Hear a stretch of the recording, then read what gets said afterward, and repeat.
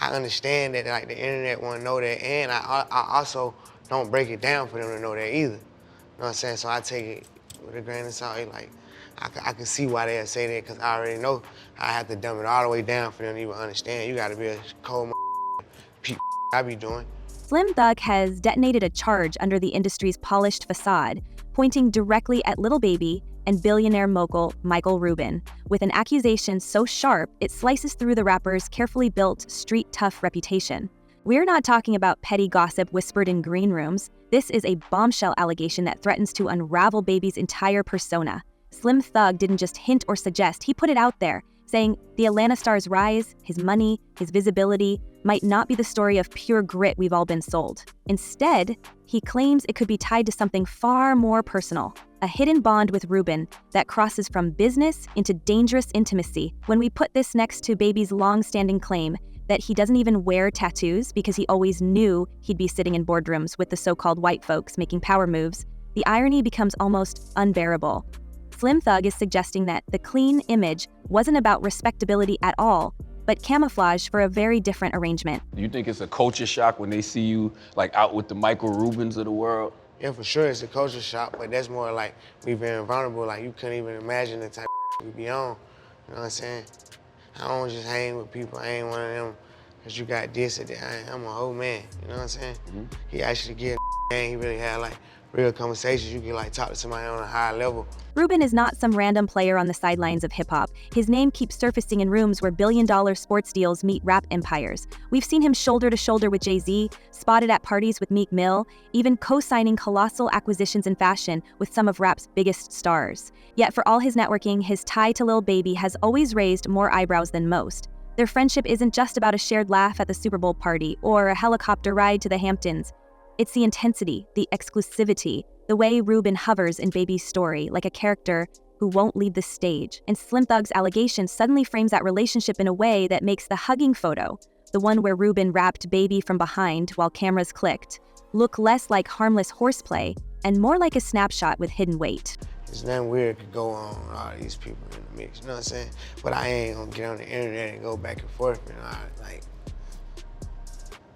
yeah, I told him that that's a crazy looking picture, you know what I'm saying?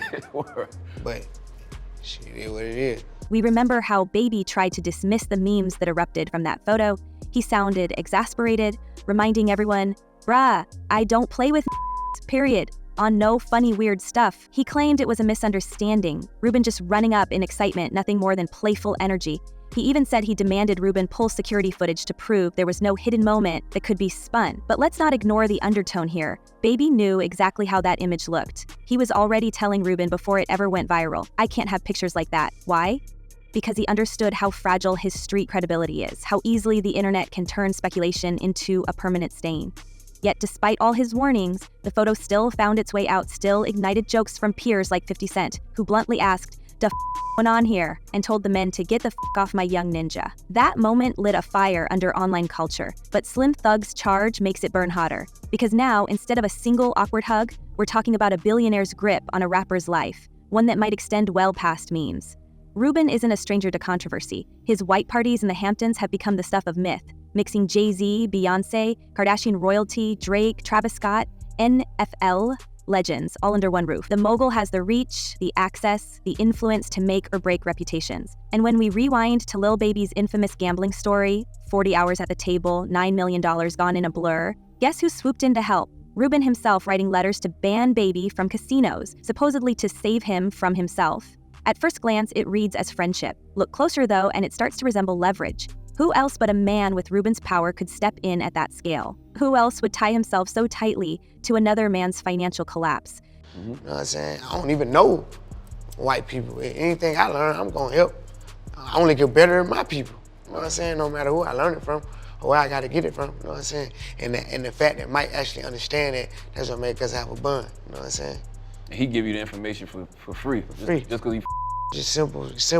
Industry whispers call it the blackmail vault, a metaphorical safe Rubin is said to keep knowledge, receipts, stories that lock people in. If you've ever wondered how a rapper could lose nearly $10 million in a spree, yet walk away still climbing charts, still buying jewelry, still stepping into partnerships with moguls, maybe the answer lies less in luck and more in who's pulling strings behind closed doors. Could Lil Baby's survival after such catastrophic losses be less about resilience and more about a benefactor who expects something in return? Slim Thug paints the picture clearly. Rubin didn't just rescue Baby, he secured a kind of ownership. When Rubin tells reporters he sees Baby as a brother, when he playfully wagers haircuts over who can stay awake longer at his marathon parties, the sweetness of the words almost distracts us from how binding that relationship might be. The truth is, Rubin has always moved like a shadow king.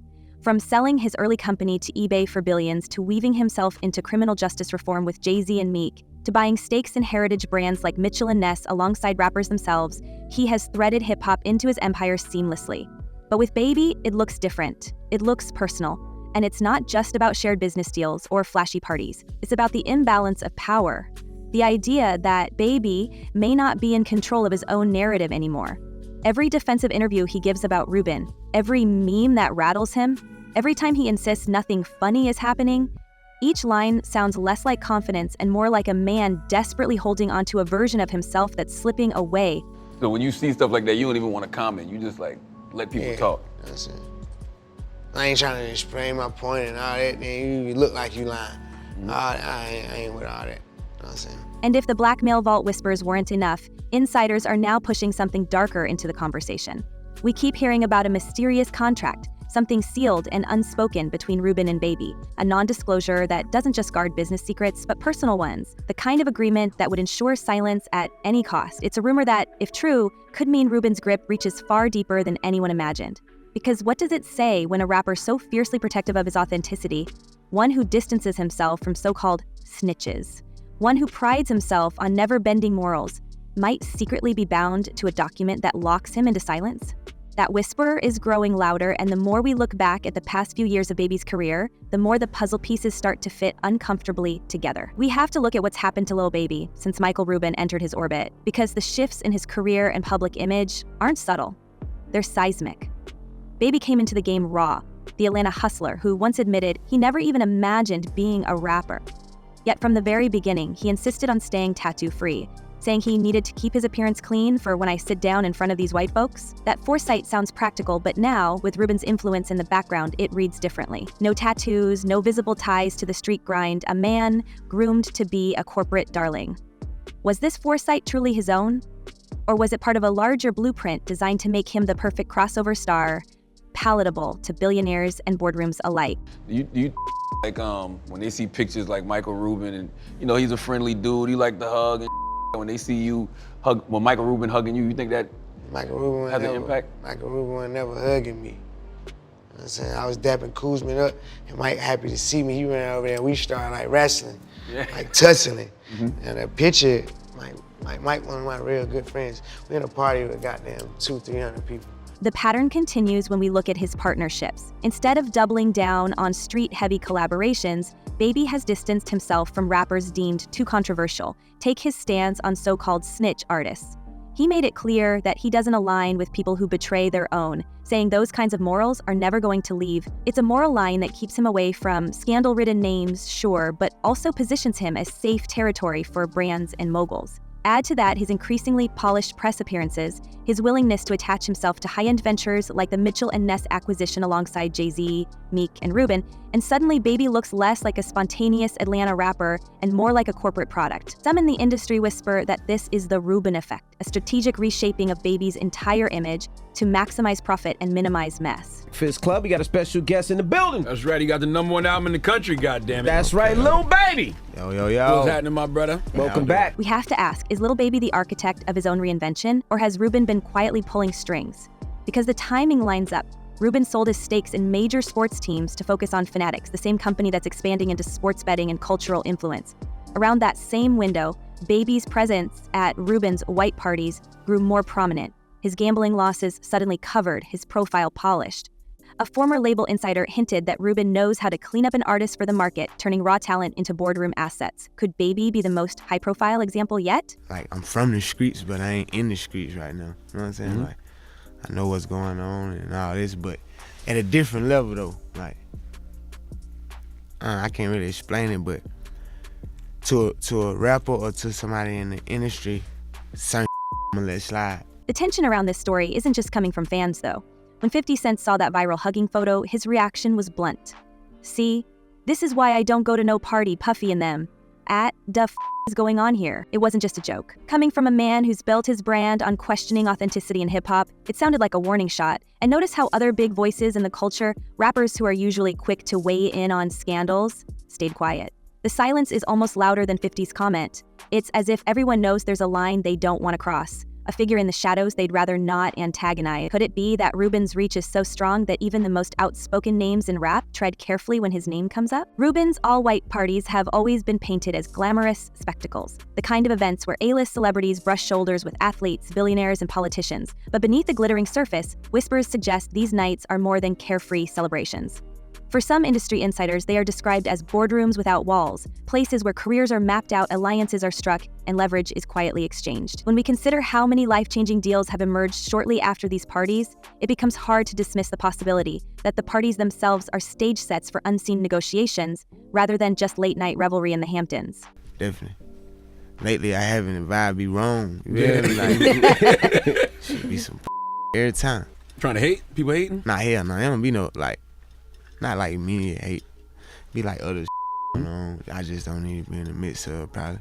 The exclusivity of the guest list only fuels the rumors. Entry cannot be bought, invitations arrive selectively, often through opaque networks of influence. The fact that Drake, Beyonce, Tom Brady, and Lil Baby can all be seen in the same backyard raises questions about what conversations are happening away from the camera flashes. Industry veterans point out that when names as varied as tech moguls, sports owners, and rap icons converge, it's never just about friendship. The parties become a web of power, a breeding ground where secrets are stored as carefully as the vintage sparkling beverage bottles lining Rubin's tables.